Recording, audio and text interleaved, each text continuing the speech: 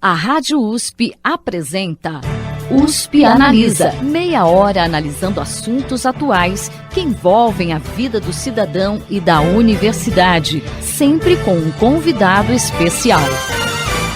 USP Analisa.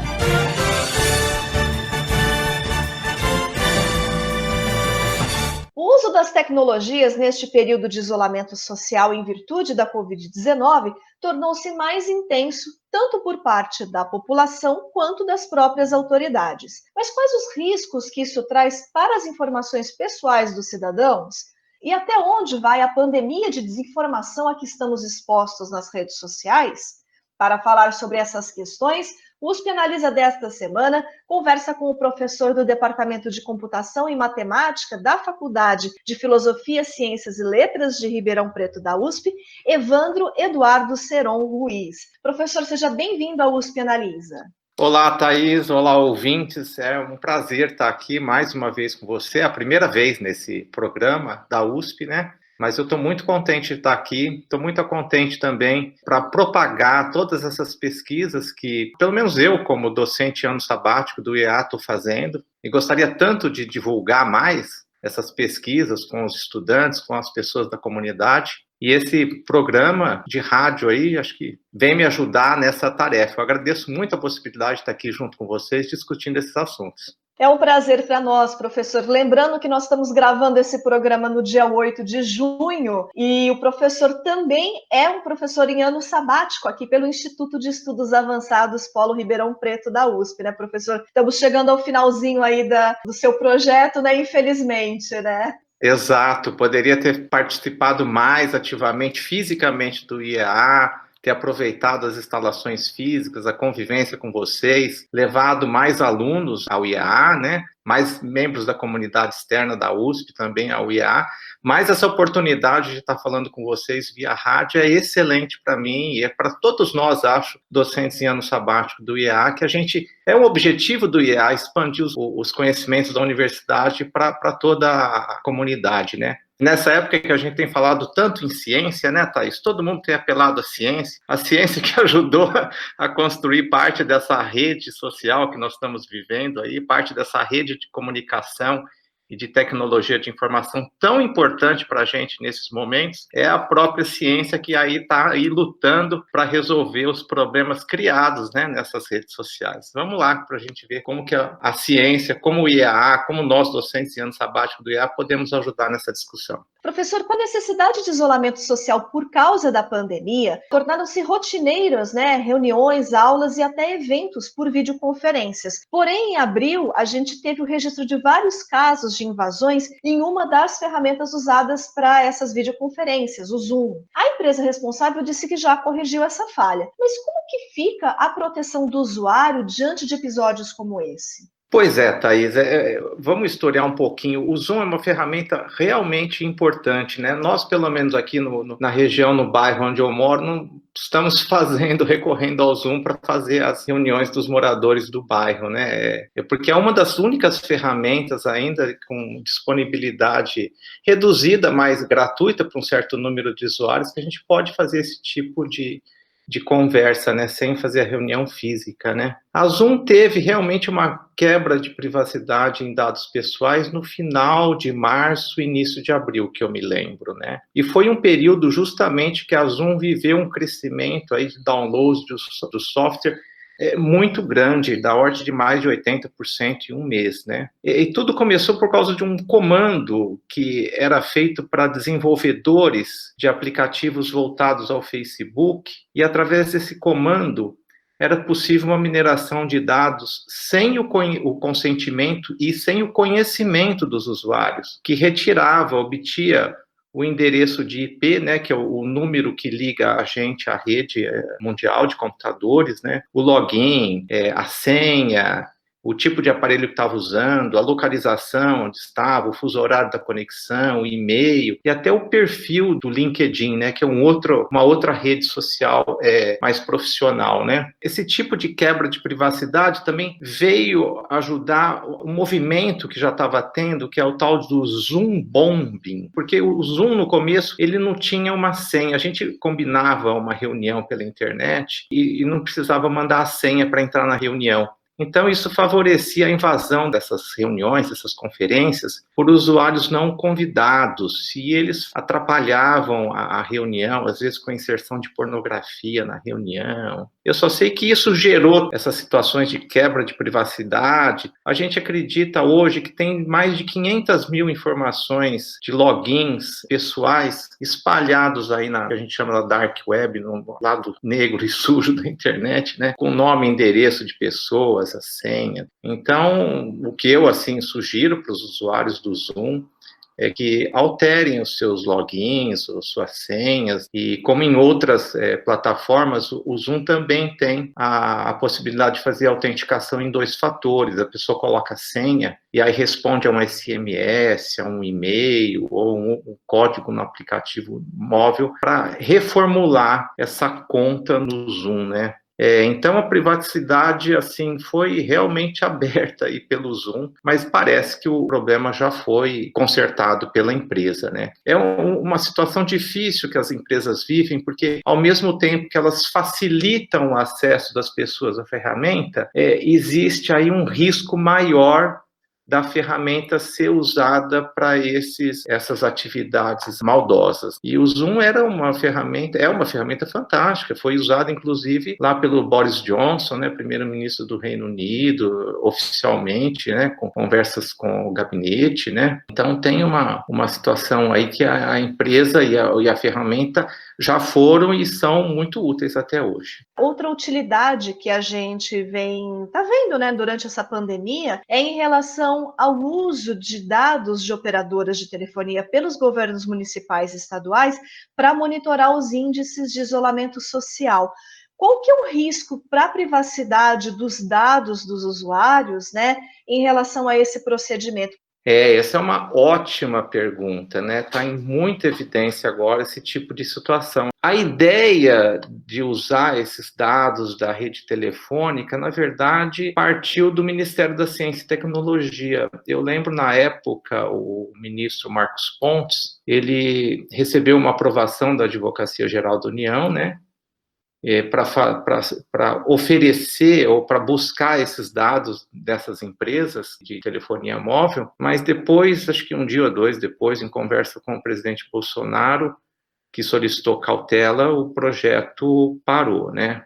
Aqui no nosso estado, pelo que eu me lembro, essa operação iniciou com a Vivo, foi a primeira empresa a ser contratada ou ter os dados compartilhados no começo de abril. E a ideia era a mesma do Ministério da Ciência e Tecnologia de criar um mapa com o que eles chamam de manchas de calor, ou seja, identificar a concentração e medir a concentração de pessoas num espaço físico determinado lá, né? Essa ideia de usar usar os recursos de telefonia móvel, ela não é, assim, uma ideia nova, né? Eu gostaria de lembrar que a gente teve a gripe suína, né? O H1N1, que começou com gripe suína, depois mudou de nome para H1N1, em 2009, olha que já faz bastante tempo, né? 2 anos depois, a Universidade de Cambridge, alguns pesquisadores, né, criaram o que eles chamavam na época de flufone.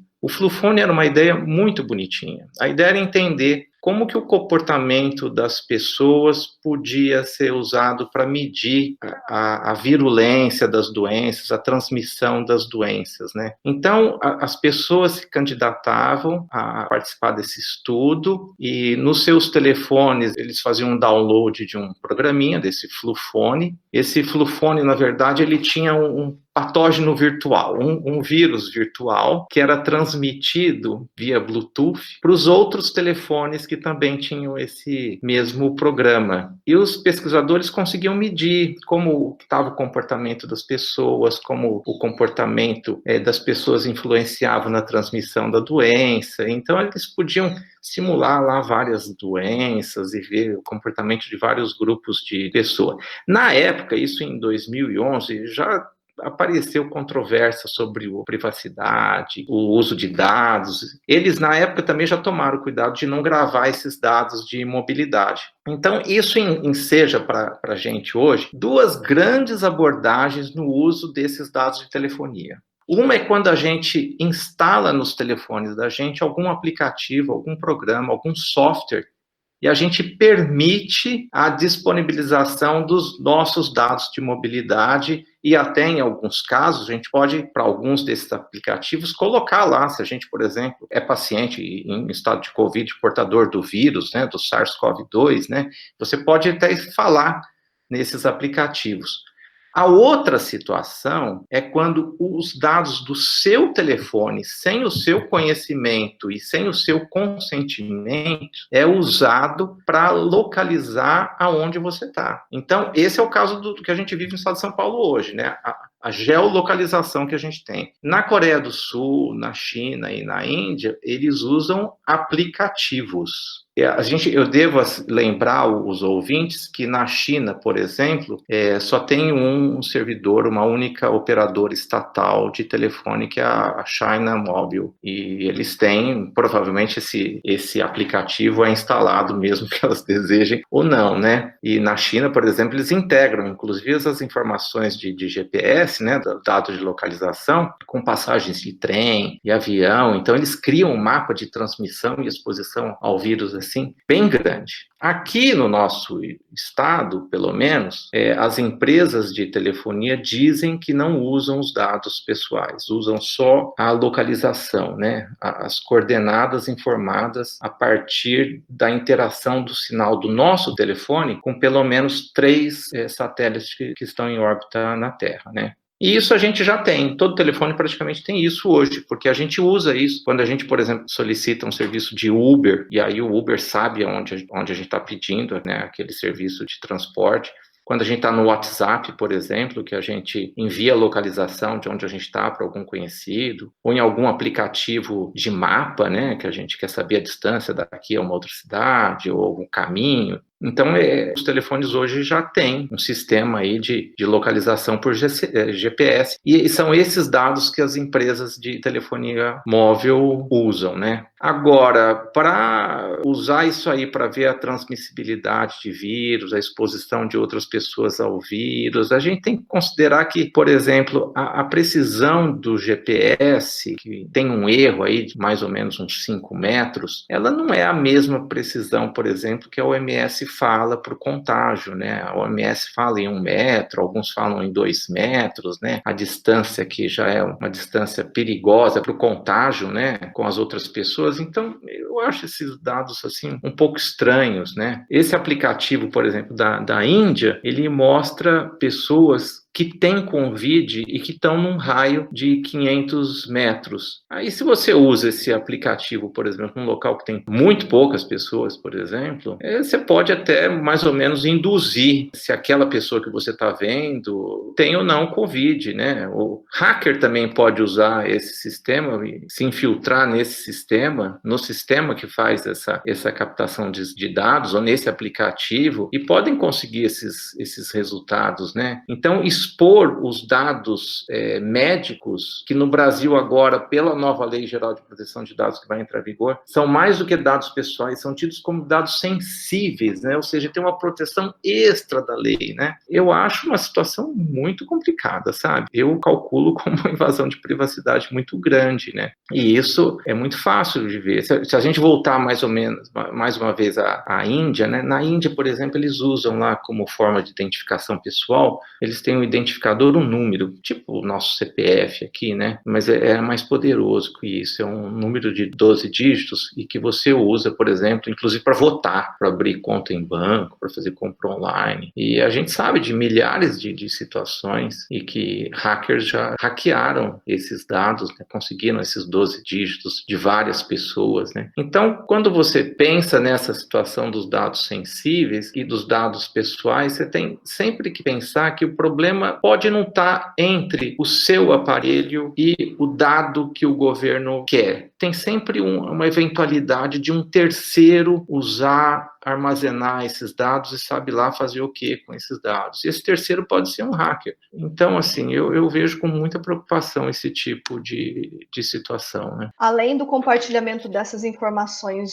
em relação à localização, professor, a gente também viu que, em virtude, né, do isolamento social, o trabalho do IBGE na produção de estatísticas ficou prejudicado. Então, para tentar contornar isso, a medida provisória 959 liberava o compartilhamento dos dados de operadoras de telefonia com o IBGE. E, recentemente, o STF, né, o Supremo Tribunal Federal, suspendeu essa medida provisória. Na sua avaliação, você fez esse comentário, né, em relação à questão da localização, né? O senhor acha que, no caso dessas informações a serem compartilhadas com o IBGE, também tem risco para a privacidade do usuário? Então, essa MP 954 era uma MP, se eu me lembro, que obrigava as operadoras de telecomunicação a compartilhar os dados, inclusive nome, endereço e telefone com o IBGE.